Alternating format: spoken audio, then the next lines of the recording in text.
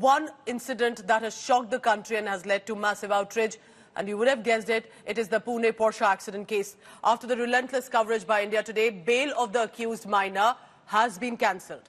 His father continues to be in police custody also till 24th of May. But it's not just that now. Accused minor has been sent to a juvenile home till the 5th of June. Pune police is now demanding that the minor accused should even be treated as an adult during the prosecution based on the heinous crime that has happened. But whether he'll be tried as an adult or not for even taking 2 lives in that horrific incident, that remains to be seen, because remember, there are very specific juvenile laws as they exist right now. But what about the families of the deceased? 5 days on, 2 families who have lost not only their children but breadwinners as well. They are fighting and are hopeful, but they're asking, will justice be served to them? 19 मई 2024 को जो order हुई थी, जिसमें juvenile justice board ने इस child in conflict in law को जो जमानत दी थी, उस जमानत को रिव्यू एप्लीकेशन में चैलेंज किया था पुणे पुलिस ने। आज वो जो चैलेंज था उसके ऊपर पूरा दिन सुनवाई हुई। हमने भी हमारा साइड रखा एकेडमिकली कि आप ये रिव्यू एप्लीकेशन जो फाइल किया वो मेंटेनेबल नहीं है कानून के हिसाब से। उसके लिए हमने कुछ हाईकोर्ट और सुप्रीम कोर्ट के जजमेंट साइड किए थे। दोनों साइड्स की दलीलें सुनने के बाद ऑनरेबल कोर्ट ने ये डिसाइड किया हुआ है कि child in conflict in law को 5 जून 2024 तक एक रिहाब होम में रखा जाए। हमारा दोनों एप्लीकेशन अलाउ किया गया है। अलाउ किया गया है मतलब जो एडल्ट का एप्लीकेशन था, जो फाइल किया गया था, उसको आज ओपन किया गया है और उस केस में एक्यूज्ड को से करने का 24 तारीख का डेट दिया गया है। दूसरा एप्लीकेशन जो बेल का था, जो हम उसको ऑब्जर्वेशन होम में भेजने के लिए जो हमारी आग्रह थी, उसको पहले दिन ठुकराया गया था। आज उसको मॉडिफाई किया गया और उसको 14 दिन के लिए ऑब्जर्वेशन होम में भेजा गया। दोनों ही ग्राउंड पे हमारा स्टैंड विंडिकेट हुआ है और हम इस केस को आगे पूरी प्रोफेशनल दृष्टि से इन्वेस्टिगेट करके एक वाटर टाइट केस करेंगे। एक्यूज को पनिशमेंट होनी चाहिए, विक्टिम को जस्टिस मिलनी चाहिए, यही हमारा टारगेट है। And tracking the story on the ground is India Today's Omkar Wable in Pune. I bring him in now in the first up. Omkar, I cannot even imagine right now the grief that these families are going through to have lost these 2 young IT engineers. What is the investigation like? There has been India Today's pressure, media pressure, public pressure, social media pressure. But that pressure may have led to a step. But clearly, a lot of VVIP handedness was at play, isn't it? Exactly. Since the beginning of this case, question were being raised on the Pune police as they were kind of favorism to the accused during the whole investigation process. But finally, even after that political interference, the accused is sent to the child observation center till 5th of June. So almost we can say the 14 days of child observation custody. But a shocking thing is, yet his blood reports are not disclosed yet. Also, picture will be clear after the final order of the court. So even now we can say his parents actually can meet him twice a week, I guess daily an hour. So that is included in the law. But again, main issue remains the same, because Pune police was actually demanding the custody, and secondly, they wanted to treat him as an adult, which is not happening yet. The same petition did not take even by the police, nor by the court. So yet we can say next 2 to 3 months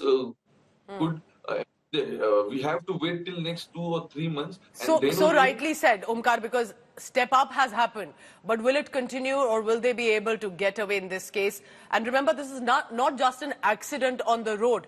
This is about giving a luxury vehicle to an underage driver who drove it at a very high speed, allegedly intoxicated as well. It was about the wealth at play as well. Omkar, thank you very much for now and tracking for the latest coming in from Pune. Imagine the grief of the families of Anish and Ashwini, the 2 IT engineers who were killed by the driver, an underage driver in a speeding Porsche. They only have one demand: justice. But listening to them is when you realize what happened on the ground and the consequence of it. Nationally इतना गुस्सा चढ़ गया है इस story को लेकर, जब लोग सुने हैं कि बेल कंडीशंस क्या थे। उसके बाद भी जो फैक्ट सामने आए हैं, ममता जी आपको भी पता होगा कि पुलिस स्टेशन में क्या हुआ था, कुछ प्रेफरेंशियल ट्रीटमेंट हुआ है। इसके बारे में आपका क्या ख्याल है ममता जी? ये तो सब सरासर गलत है ना, ऐसा तो होना ही नहीं चाहिए। भाई जो आरोपी है उसको आप स्पेशल ट्रीटमेंट दे रहे हो, मतलब क्या है? यही चीज कोई नॉर्मल इंसान करता तो अभी तक उसको सजा हो जाती ना। ये टॉप लेवल, सरकार के टॉप लेवल से काफी ध्यान दिया जा रहा है इस केस में। हाँ, वो ये एक मीडिया इम्पैक्ट है, क्योंकि हमको लगता है कि अगर मीडिया इसको इस तरफ कवर नहीं करती तो सरकार का ध्यान कहीं और चला जाता, इस पे नहीं जी होता। जी जी। क्या आपको नहीं, लगता है कि गवर्नमेंट एक्चुअली कुछ एक्शन लेगा? और अगर आप सीधा सरकार को कुछ संदेश दे सकते हैं अभी इस चैनल पर, जी। आप क्या कहते हैं? सरकार को यही है कि जो आरोपी है ये बचे ना, इसे सख्त से सख्त कार्रवाई की जाए, क्योंकि वो बच्चा नहीं है। एक मतलब ड्रिंक करके इतनी बड़ी गाड़ी चलाता है, वो कोई नाबालिग नहीं है। उसको बालिग होने के सारे गुण है उसमें। वो पहले भी कोई किसी केस में अरेस्ट हो चुका है, मैंने सुना है। तो वो कोई नाबालिग नहीं बचा है।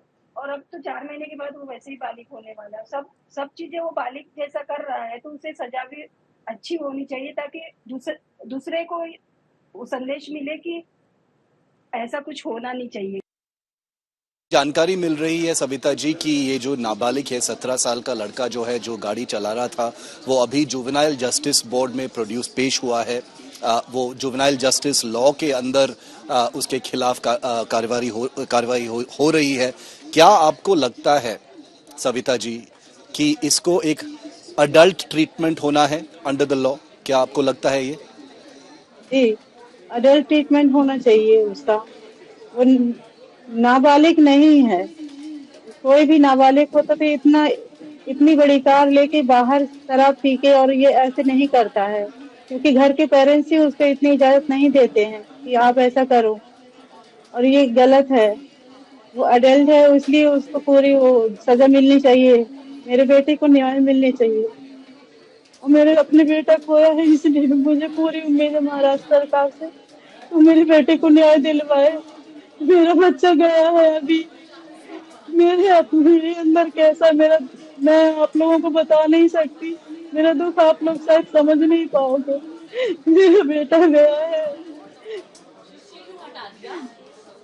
तो मैं आप लोगों से हाथ जोड़ के विनती करती हूँ, मुझे न्याय चाहिए मेरे बेटे के लिए।